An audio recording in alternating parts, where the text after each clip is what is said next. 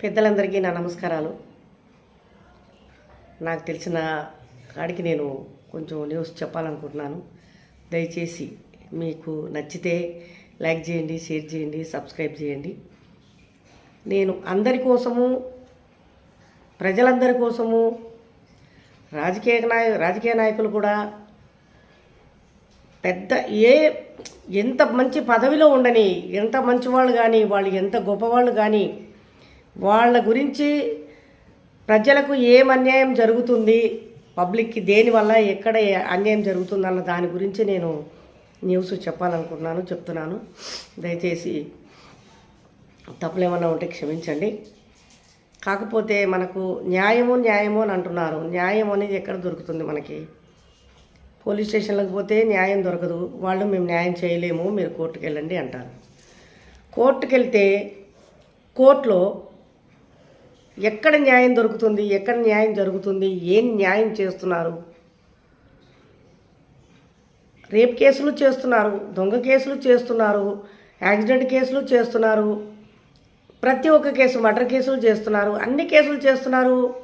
అయిపోయింది, దాని గురించి తీర్మానం చెప్తున్నారు, పంపించేస్తున్నారు, అంతవరకు ఓకే.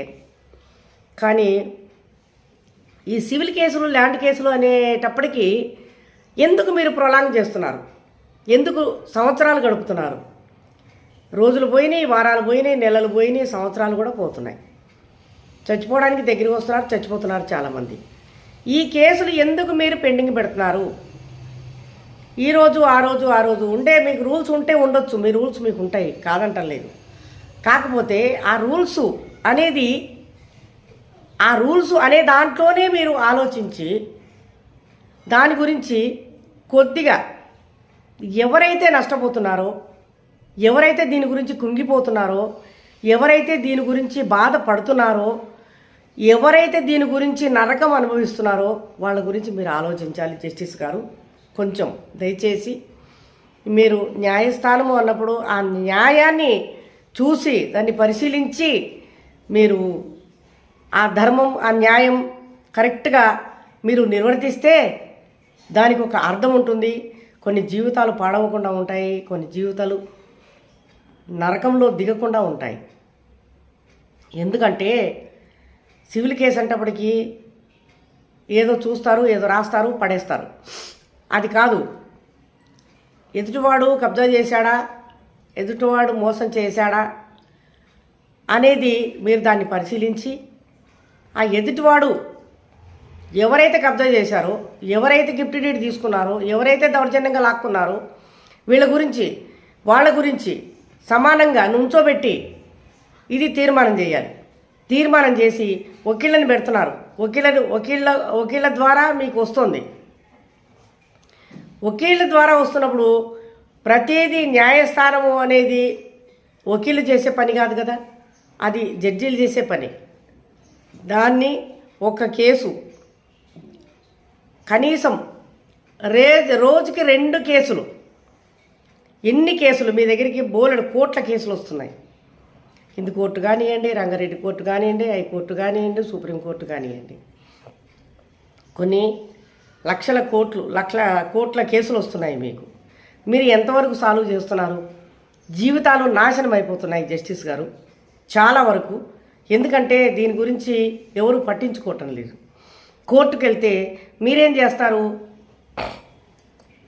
తిరిగేస్తారు, బుక్కులు చూస్తారు, అయిపోయింది, ఏమీ అర్థం కాదు. సంతకాలు పెట్టేస్తారు, చెప్పింది వింటారు, సంతకాలు పెట్టేస్తారు, ఇచ్చేస్తారు. వకీలు కష్టపడుతున్నాడు, రాస్తున్నాడు, వాళ్ళ కథ అంతా వింటున్నాడు, వాళ్ళ గురించి ఏం చేయాలో వింటున్నాడు. అక్కడ వకీలు వింటున్నాడు, ఇక్కడ వకీలు వింటున్నాడు. ఇద్దరు కలిసి కోర్టుకు వస్తారు. వచ్చిన తర్వాత వాళ్ళు చెప్పే మాటలను బట్టి ఆ ఫైల్లో ఏముందో చూసి దాన్ని పరిశీలించి మీరు ఏ విధంగా చేయాలి అనేది మీరు నిర్ణయం తీసుకుని న్యాయం చేకూరిస్తే చాలా బాగుంటుందని చెప్పని కోరుకోవడం జరుగుతుందండి. ఈ విధంగా చేయడం అనేది ప్రొలాంగ్ చేసుకుంటూ పోవడం, జీవితాలు నాశనం అయిపోతున్నాయి, కుటుంబాలు చచ్చిపోతున్నారు. ఎవడు తిన్న వస్తువు అది. శాస్త్రము ఊరికే పోలేదండి. తింటే అరగదు, తిరగడం చేత కానప్పుడు డబ్బులు వచ్చినా ఒకటే, రాకపోయినా ఒకటే. ఎందుకు?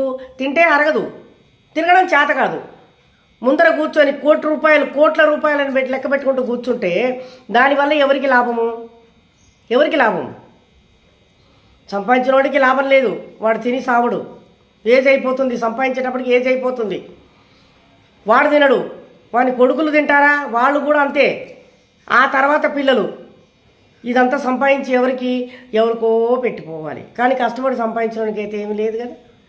అందుకోసమనే మీరు కోర్టులోన న్యాయం ధర్మం అనేది మీరు కరెక్ట్గా చెప్పి, మీరు ఎట్టి పరిస్థితుల్లోనూ కూడా న్యాయానికే మీరు దారి చూపాలి. ఎవరి వైపు తప్పు జరిగింది, ఎవరి వైపు తప్పు జరుగుతోంది, ఎవరు దీనికి కారకులు, వకీలు చదివేసి మీకు ఇచ్చి విన్నవించినప్పుడు మీరు చదవాలి కదా. రోజుకు 200-300 కేసులు చేస్తున్నారు. ఏం చేస్తున్నారు 200-300 కేసులు? అక్కడ మీకు టైమే సరిపోదు. 10:30కు వచ్చి కోర్టులో కూర్చుంటారు. 1:30 వరకు 2 గంటల వరకు 2 గంటలకే అయిపోయింది. మళ్ళీ లంచ్ టైము. ఆ లోపల ఏం చూస్తారు? లంచ్ టైం అయిపోయిన తర్వాత మళ్ళీ 2:30కి స్టార్ట్ అవుతుంది. 3:30, 4:30, 5 గంటలకు కోర్టు అయిపోతుంది. 3:30 గంటలు అక్కడ అయిపోతుంది. అంటే ఇది ఒక 4 గంటలు, 3 గంటలు, 7 గంటల పని మీరు చేసి. ఎంతవరకు చదువుతున్నారు, ఎంతవరకు న్యాయం చేస్తున్నారు, ఎంతవరకు మీకు అర్థమైంది, ఏం చేస్తున్నారు అనేది అక్కడ ఇంపార్టెంట్. వకీలు చెప్పిందే వింటారా? ఆ కేసు అక్కడ వాడి కేసు, ఇక్కడ వీడి కేసు, 2 కేసులు చూడాలి. ఎక్కడ న్యాయం ఉంది, ఎక్కడ ధర్మం ఉంది, ఎక్కడ అన్యాయం ఉంది, అది మీరు చదవాలి. వకీలు చెప్పింది వినాలి. వినిన తర్వాత మీరు దాని గురించి ఏమి యాక్షన్ తీసుకుంటారనేది మీరు నిర్ణయించి న్యాయం చేయాలి. జస్టిస్ గారు, మీరు ఈ విధంగా ఏదో వచ్చాం కదా, ఏదో తిన్నామా పడుకున్నామా తెల్లారిందంటే కాదు. ఇలాంటి కేసులు చాలా ఉన్నాయి. ప్రజలు చాలా నష్టపోతున్నారు. ప్రజలు చాలా నరకం అనుభవిస్తున్నారు. పోగొట్టుకున్నవాడు వాడు బాధపడుతుంటే, దోసుకున్నవాడు వాడు సంతోషపడుతున్నాడు, సుఖపడుతున్నాడు. ఇది ఎవరికి వచ్చింది? ఇది కష్టపడి వాడు సంపాదించుకుని మందిపాలు చేయడమే కదా. ఇంకెవరికైనా లాభం ఉందా? దోసుకున్నవాడికి లాభం ఉంది తప్ప ఏం లేదు. కోర్టు చుట్టూ తిరిగి చెప్పులు అరిగిపోతున్నాయి, బట్టలు తిరిగిపోతున్నాయి. ఆ వకీళ్ళకు డబ్బులు పెట్టాల్సి వస్తుంది. వకీలు డబ్బులు తీసుకోకుండా వాళ్ళు చేయరు. వాళ్ళకి కడుపే ఉంది, వకీళ్ళకి కడుపు ఉందిగా. వాళ్ళు కష్టపడి కార్లు వేసుకొని బండ్లు వేసుకొని కోర్టు చుట్టూ తిరుగుతారుగా. మళ్ళీ వాళ్ళకి ఖర్చులు ఉంటాయిగా. వాళ్ళ సొంత ఖర్చులు ఏమైనా పెట్టుకొని మనకి చేస్తారా? ఎందుకు చేస్తారు? డబ్బులు ఇవ్వాల్సిందే కంపల్సరీగా. మీకు గవర్నమెంట్ నుండి జీతాలు వస్తాయి, అంతేగాని ఊరికినే ఎవరికి రావుగా డబ్బులు. అందుకే మీరు కూర్చుని కొన్ని లక్షల జీతాలు తీసుకుంటున్నారు కాబట్టి ఆ లక్షల్లో రోజుకు 2 కేసులు చేయండి. రోజుకు 2 కేసులు కంప్లీట్. ఇంకా మళ్ళీ కోర్టుకు రాకూడదు, వాడు రాకూడదు, వీడు రాకూడదు, ఎవరూ రాకూడదు. ఆ విధంగా మీరు కోర్టుకి న్యాయం చేసి, ధర్మానికి న్యాయం చేసి, న్యాయానికి ధర్మం చేసి, మీరు కోర్టులో ఉన్న వకీళ్ళకు కూడా మంచి పేరు వచ్చేటట్టు, ఆ కోర్టుకు మంచి పేరు వచ్చేటట్టు, ఆ దోసుకున్నవాడు పక్కకు చెప్పేసి సంపాదించుకున్న వాడికి అప్పచెప్పారంటే వాడు ఎంతో సంతోషిస్తాడు, వాడు కుటుంబాన్ని చల్లగా చూసుకుంటాడు. కానీ ఈ విధంగా చేస్తే మాత్రం కొన్ని కుటుంబాలు కాదు, చాలా కుటుంబాలు నాశనం అయిపోతున్నాయి. జస్టిస్ గారు, మీరు ఈ విధంగా చేయడం అనేది కరెక్ట్ కాదు. మీరు వచ్చే 6 గంటలు 7 గంటల్లో ఏం చేయలేరు. మీరు ఏం చేస్తారు, ఏం చూస్తారు, ఏం అర్థమవుతుంది? ఇంటికి తీసుకెళ్ళండి 2 ఫైళ్ళు. ఏదైతే క్రిటికల్గా ఉంటుందో ఆ కేసు ఫైళ్ళు ఇంటికి తీసుకెళ్ళండి. ఇంటికి తీసుకెళ్ళి దాన్ని పరిశీలించండి. ఎక్కడ న్యాయం ఉంది, ఎక్కడ ధర్మం ఉంది, చెప్పేది కూడా వినండి. ఆ చెప్పడంలో కూడా న్యాయం ధర్మం దొరుకుతుంది మీకు, చదవడంలో కూడా న్యాయం ధర్మం దొరుకుతుంది మీకు. ఆ న్యాయం ఏది, ధర్మం ఏదని చెప్పనేది చూసి ధర్మానికి న్యాయం చేయండి, అన్యాయానికి కాకుండా. అట్లా ఎన్నో కుటుంబాలు, ఎన్నో ప్రాణాలు, ఎన్నో జీవితాలు నాశనం అయిపోతున్నాయి.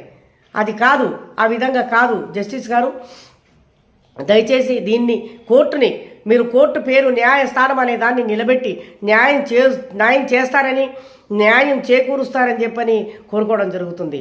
మనం కుర్చీలో కూర్చోగానే కాదు, ఆ కుర్చీకి ఒక స్థానం ఉంటుంది, దానికి ఒక గౌరవం ఉంటుంది, దానికి ఒక న్యాయం ఉంటుంది. ఆ కుర్చీకి దానికి ఒక ధర్మం ఉంటుంది. ఆ ధర్మాన్ని, ఆ న్యాయాన్ని, ఆ మంచితనాన్ని మీరు చాటి చెప్పి ప్రజలకు ఎవరికైతే అన్యాయం జరిగిందో వాళ్లకు న్యాయం చేకూర్చాలని చెప్పని కోరుకోవడం జరుగుతుంది. దయచేసి మీరు ఎట్టి పరిస్థితుల్లోనూ కూడా ఆ పోగొట్టుకున్న వాడికి మళ్ళీ వాడికి వచ్చేటట్టుగా మీరు న్యాయం చేకూర్చండి అని కోరుకోవడం జరుగుతుంది. ఇంతకు మించి ఇంకా మాట్లాడేది ఏముంటుంది? చాలా ఉంది ఇంకా మాట్లాడేది, దానికి కూడా టైం ఉంది. దయచేసి మీరు నా మాటలు నచ్చితే లైక్ చేయండి, షేర్ చేయండి, సబ్స్క్రైబ్ చేయండి. చేయకపోయినా బాధ లేదు. కాకపోతే లోకల్లో జరిగే న్యాయాలు అన్యాయాల గురించే నేను 4 మాటలు చెప్పాలనుకుంటున్నాను, చెప్పాను. జై హింద్.